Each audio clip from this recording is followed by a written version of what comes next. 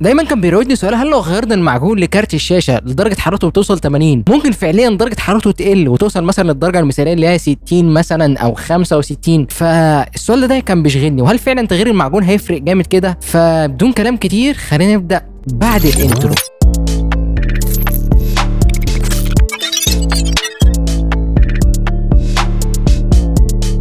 طيب اول حاجه حابب اقول لك عليها، احنا هنعمل ستريس كده بسيط جدا ببرنامج الفورمر. زي ما انت شايف انا معايا هنا كارت جي تي اكس 970 تمام. الكارت ده يعني لذيذ حلو لان انا مش استخدام الجيمنج الواو، ولكن بيفيدني جدا في المونتاج وثابت اداؤه معايا يعني تمام. ولكن لو دوست كده جي بي يو ستريس تيست تمام، وخلينا مثلا الاستريس ده يقعد مثلا حوالي 3 4 دقائق او 10 دقائق مثلا، هنلاقي ان درجه الحراره وصلت ل 80 تمام. زي ما انت شايف هنا كمان سرعه المراوح لسه بتسخن تمام. وعايز اقول لك ان النسخه اللي معايا دي هي نسخه الاي فيجا تمام. الاي فيجا دي من افضل النسخ اللي انت ممكن تشتريها وانت مغمض، طبعا قبل ما تست الكارت، يعني الحاجات دي كلها تتست الكارت برضو ده حاجه اساسيه تمام. ولكن نسخه الاي فيجا من افضل النسخ في التبريد، انا بحبها عامه وجربت منها كذا كارت كانوا كلهم ادائهم ممتاز جدا في التبريد بالذات. المراوح بتاعتها ملهاش صوت، قليل قوي ما المروحه بتتكسر. مثلا نسخ الجيجا بايت ما بفضلهاش خالص، يعني بحس ان هي نسخ كده تعبانه في نفسها، ولكن هي برضو نسخ كويسه تمام. لكن ده كله بيفرق حسب السعر، يعني انا عامه بحب النسخ اللي هي التبريد بتاعها محترم. ولكن زي ما انت شايف خلينا نرجع للفيديو بتاعنا، درجه الحراره وصلت معانا ل 80 زي ما انت شايف هنا، او هنا هتلاقي وصلت ل 80، وسرعه المراوح حوالي 44% 45%، ما بتزيدش عن كده تمام. ولكن درجه حراره الكارت هنا بتبقى ثابته من 79 ل 81، يعني بالمتوسط ده. زي ما انت شايف درجه حراره تلعب 79 توصل ل 80 81 وترجع تاني تمام. ولكن اللي عايز اقول لك عليه، هل فعلا بقى لو غيرت المعجون للكارت درجه الحراره ممكن تقل ل 60 مثلا او 65 بالكتير؟ فحاجه محيراني، وبالذات اللي انا ما غيرتش معجون للكارت ده يعني من فتره كبيره على ما اعتقد، او من ساعه ما جبته كمان. طبعا عايز اقول لك على معلومه ان درجه حراره 80 درجه ممتازه جدا جدا جدا، ومش درجه هتضر بالكارت تمام. فالناس اللي بتقلق من درجه حراره ال 80 دي، لا يا باشا انت كده في السيف زون وكده تمام، والكارت كويس تمام. اعلى من 85 تبدا تقلق شويه، ويعني ممكن الكارت يبقى محتاج فعليا ضروري جدا ان انت تغير له معجون. ولكن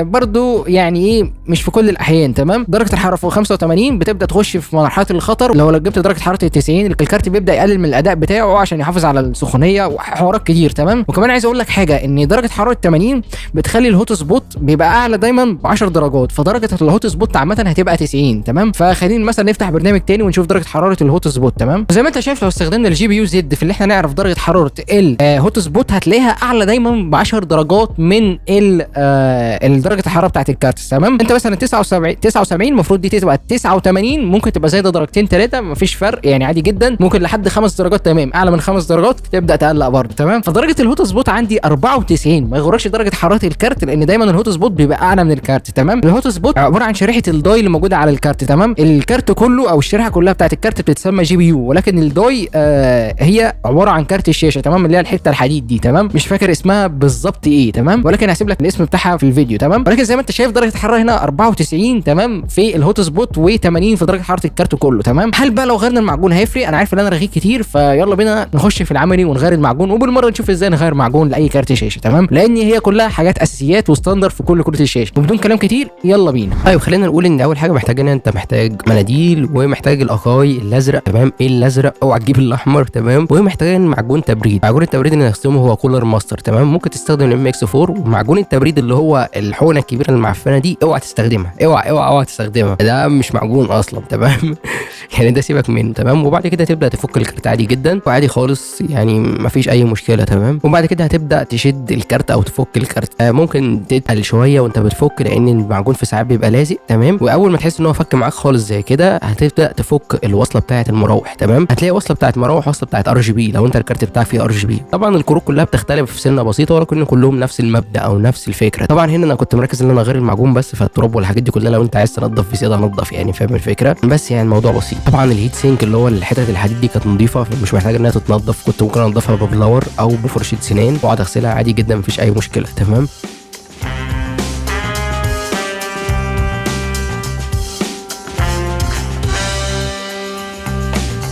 ودي الحته اللي هي اهم جزء في كارت الشاشه، اللي هي الشبايه او الضوي تمام. فدي اللي بتسخن ولازما يبقى فيها معجون نظيف، فلازما تستغلى في المعجون. اوعى تجيب معجون رخيص خالص في الحاجه دي تمام، لان ده ممكن يسبب لك ان هو ممكن يحرق لك كارت الشاشه حرفيا.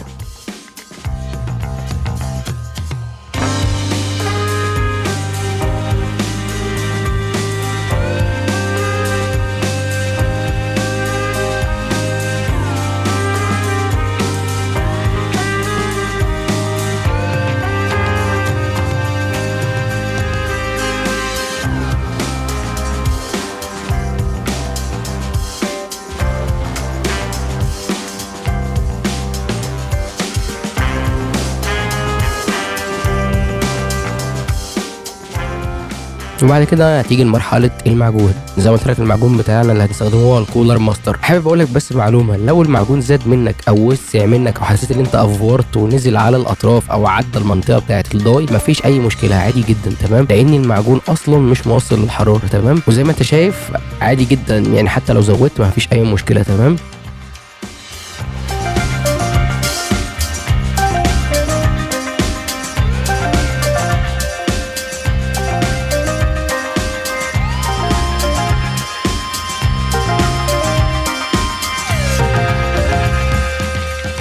وبعد كده تيجي لمرحله الربط هنا حاول ان انت تربط على شكل حرف اكس تمام، يعني كله مسمار وعكسه عشان بس يبقى فيه عزم مش اكتر تمام، زي ما انت شايف كده.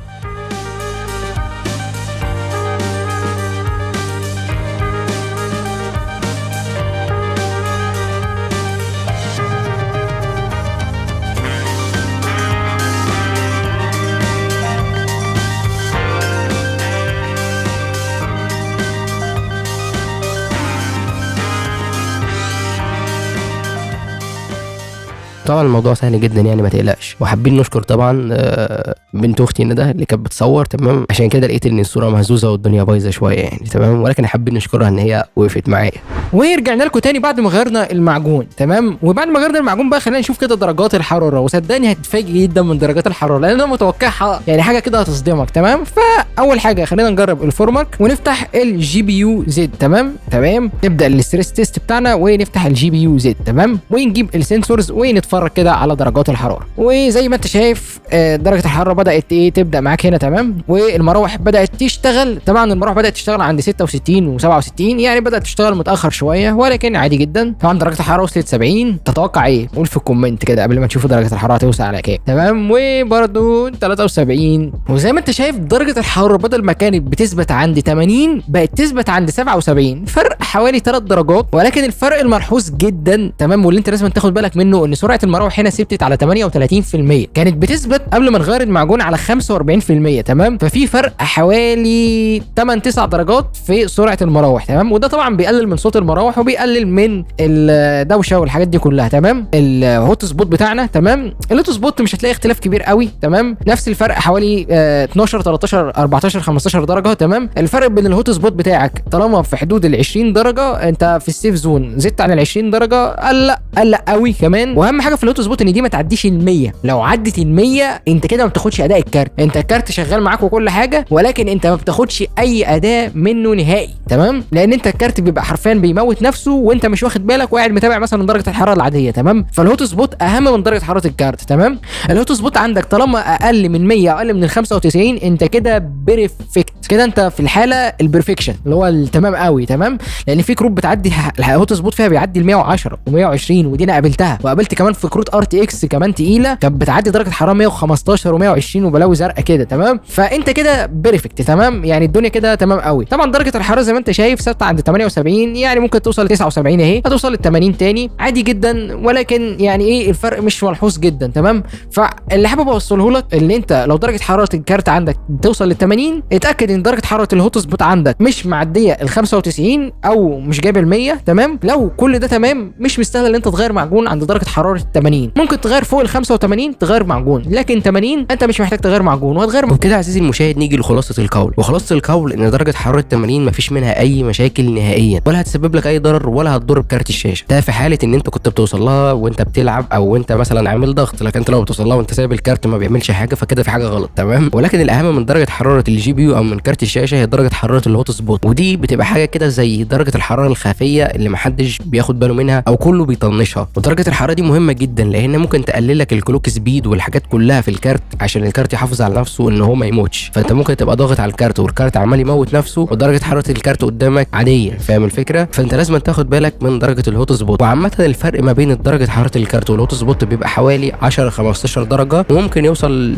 من 15 ل 20 درجه يعني في الرينج ده. لو عليت اكتر من كده ممكن تبقى محتاج تغير معجون، ولكن اهم حاجه ان هي ما توصلش ل 100 او ما تعديش ال 100 لان هي بتعدي ال 100 عادي جدا. فلو عدت ال100 اعرف ان انت محتاج تغير معجون، لان ده هيأثر لك على اداء الكارت تماما. هتلاقي ان حاجات غريبه كده بتحصل في الكارت، والكارت مش راضي يديك الاداء الكامل بتاعه وحاجات غريبه. تمام، فده خلاصه القول في الحلقه كلها. درجه حراره 80 هي درجه عاديه جدا، ما فيش منها اي مشاكل ولا تخاف منها ولا اي حاجه، ولا محتاج حتى تغير معجون، عادي جدا وكمل لعب. فما تقلقش من الحته دي. لو انت شاكك في درجه حراره الكارت ان هي 80 وبتعمل لك اي مشاكل، لا هي ما بتعملش اي مشاكل. وبرده حتى لو انت مقلق خش على النت او خش على جوجل وشوف كده درجه حراره الكارت بتاعك بيلعب في متوسط كام. يعني ممكن حسب في كروت مثلا التبريد بتاعها ممكن يبقى كويس جدا درجه الحراره بتاعتها 70 وانت الكارت بتاعك جايب 80، فممكن يبقى محتاج يغير معجون. فاهم الفكره؟ فكل ده بتشوف ريفرنس من على النت كده، او تشوف الكارت بتاعك على النت وتجيب متوسط درجات الحراره. لو لقيتها اللي انت في المتوسط ده او اللي انت في المعقول، مش محتاج تغير معجون برضه. فهو ده خلاصه القول. ولكن ما تخليش اي حد يقول لك ان درجه حراره 80 دي درجه عاليه جدا وتسبب لك مشاكل ومحتاج تغير معجون، لان احنا زي ما انت شايف كده احنا غيرنا المعجون وبرضه ما فيش اي حاجه اتحلت، يعني درجه الحراره زي ما هي. فاهم الفكره؟ في فرق ملحوظ. لما جيت العب في الجيمنج درجه الحراره ما وصلتش ل 80، وصلت ل 73، ولكن تحت ضغط الفور مارك طبعا بيجيب اخر الكارت برضه وصلت ل 80. فاهم الفكره؟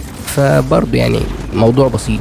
فبدون كلام كتير اشوفك الفيديو الجاي، واعذرني على صوتي لان انا عندي برد ومش عارف اسجل يعني، فالدنيا صعبه شويه. ماشي، فاشوفك الفيديو الجاي. وبدون كلام كتير ما تنساش تعمل لي سبسكرايب ولايك وكومنت، وتقول لي استفدت في الفيديو ده ولا لا، وحابب فيديوهات زي كده تاني ولا لا، وتقول لي يعني ان الفيديوهات دي جديده وكده.